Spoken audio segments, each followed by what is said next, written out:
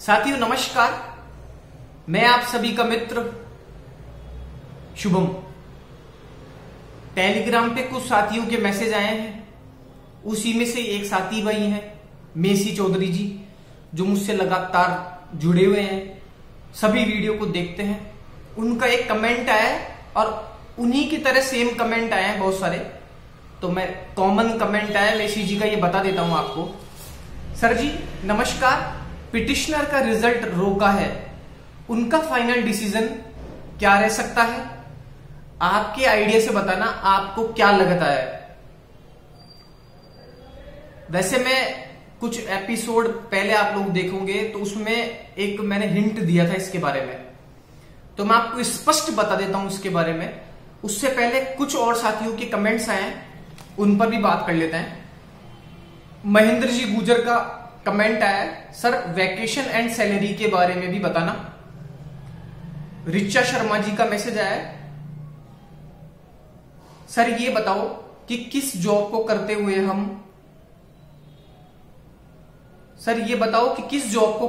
हम कौन कौन से कोर्स कर सकते हैं परमिशन लेकर, जिससे कैरियर आगे ग्रोथ कर सके। ये प्रभ पारिक का है, सॉरी। और रिचा शर्मा जी का भी इसी के बारे में है कि सर हमारे को प्रोबेशन पीरियड में क्या लीव मिलेगा, कैसे हम वहां पर रह के कुछ कर सकते हैं, इस तरह का मैसेज आया है। और एक साथी भाई है JMB सुरेश कुमार गुजर, जब मैंने पूछा था कि मेरी बात आप लोगों तक पहुंच पाती है क्या, समझ आती है क्या, तो उन्होंने बताया बिल्कुल एडवोकेट साहब, आपकी बात हमें स्पष्ट समझ आती है। थैंक्स भाई सुरेश जी, थैंक्स।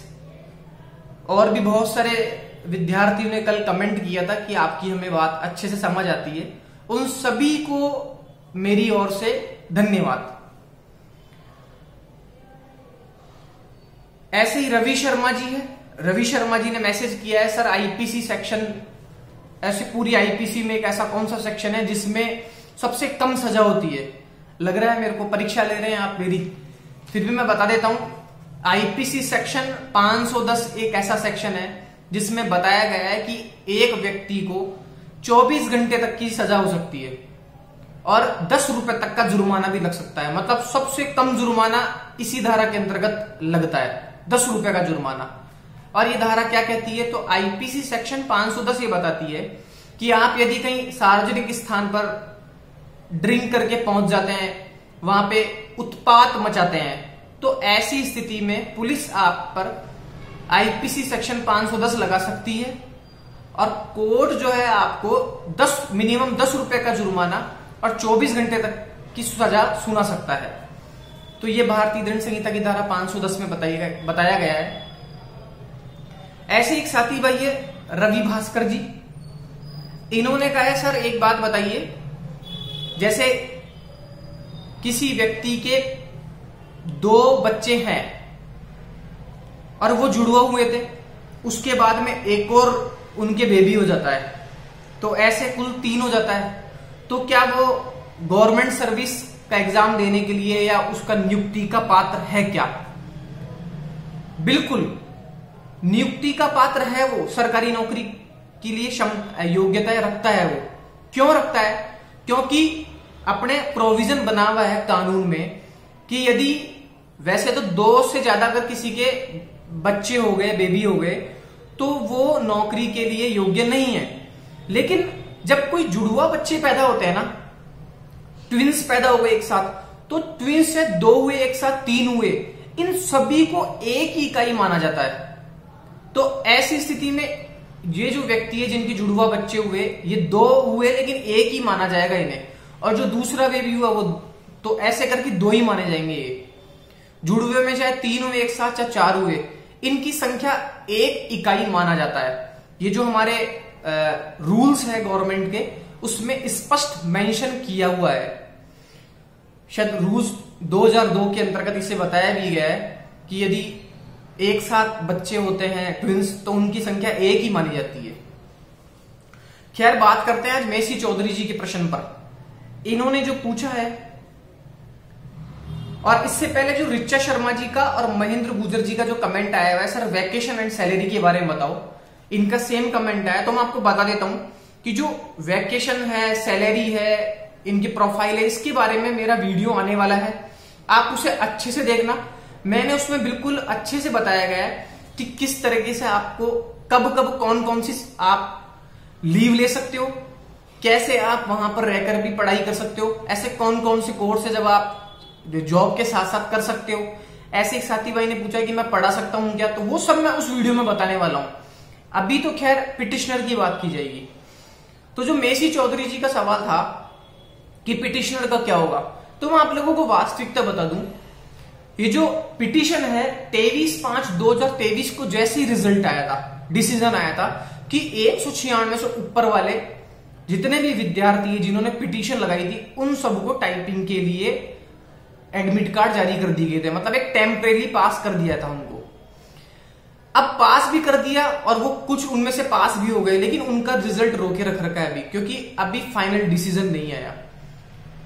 जो मेरा अनुभव है, जो मुझे लगता है, मैं उस आधार पे आपको बता रहा हूं। जैसे ही 23 मई 2023 का अपने जयपुर बेंच हाई कोर्ट का डिसीजन आया, तुरंत अगले दिन बहुत सारी पिटीशन लग गई। जोधपुर में, इधर जयपुर में बहुत सारी पिटीशंस लगी। मुझे ध्यान में 250 तो शायद अगले 2 दिन में ही लग गई थी, या अगले दिन ही लग गई थी। लेकिन इन सभी का जो रिजल्ट है, जो फाइनल डिसीजन है, मुझे लगता है 0 आने वाला है। क्यों? ये प्रोसेस चल रही है, उसके जब इन लोगों को पास किया गया, पिटीशन लग रही है, उसके बाद भी अगर अपन साइड में देखें तो जितने भी ये हाई कोर्ट में, उसके बाद में टाइपिंग होगी, टाइपिंग के बाद में रिजल्ट आ गया, रिजल्ट के बाद में डॉक्यूमेंट वेरिफिकेशन हो गया, डॉक्यूमेंट वेरिफिकेशन के बाद में कुछ दिनों में आप देख लेना इनकी ज्वाइनिंग होने वाली है। 15 से 20 जुलाई में इन सब की जिले आवंटित होने वाले हैं लोगों को, जो चयनित हो गए। अब आप बताओ, इनकी ज्वाइनिंग होने वाली है, उसके बाद में अगर यदि डिसीजन आता है तो क्या डिसीजन आएगा? ये 1% भी मुझे संभावना नहीं लगती है कि पिटिशनर के फेवर में कोई डिसीजन आएगा। ये स्पष्ट बता रहा हूं मैं आपको, जो मुझे लगता है। क्यों? क्योंकि भर्ती प्रक्रिया पूरी होने को आ गई है, जिला आवंटन होने वाला है और ज्वाइनिंग हो गई। अब क्या डिसीजन आएगा आप लोगों के फेवर में? तो मुझे तो लगता है जितने भी पिटिशनर है इन सभी के फेवर में नहीं आने वाला है।